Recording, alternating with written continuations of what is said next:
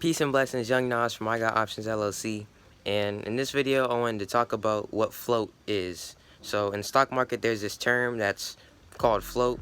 I'm just going to explain what that is. So float is a number. It's a number that tells you how many shares that a stock has. Or let me rephrase that. Float is a number that tells you the amount of shares available for a stock. Yeah, that's a better way to put it. So yeah, it's just a number of available shares that you could trade. So why do you need to know float? Why is that important? Like, okay, it's important because it could tell you how volatile a company can be at the end of the day. So I mean, that's just one way. That's one major way to look at it.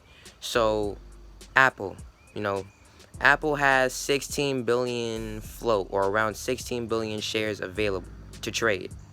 Now, Apple's share price, like for one share, to get one share of Apple, it costs like around $150 at this point in time.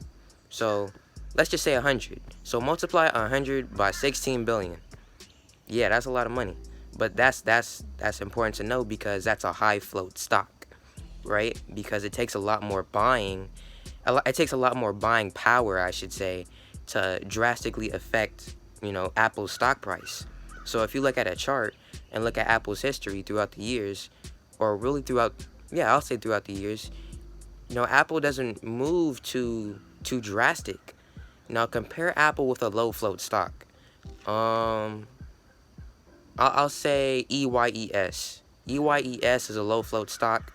And look at EYES's chart, and you'll notice how, like, it's very brief, but over like a couple of days, EYES will go up like 500%.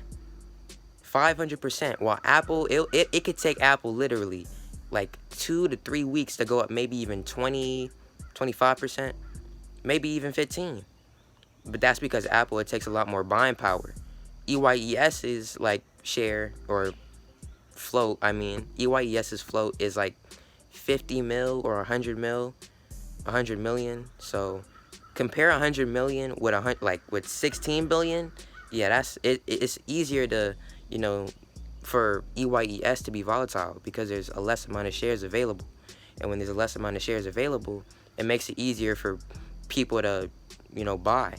Or not, I shouldn't say, well, yeah, when it's not that it's easier to buy, but it's easier to affect that price of the stock. So you should research different floats, or different high float and low float stocks, and see how they perform, see how they move, because that float is a powerful tool that can help you see how volatile a stock is at the end of the day. So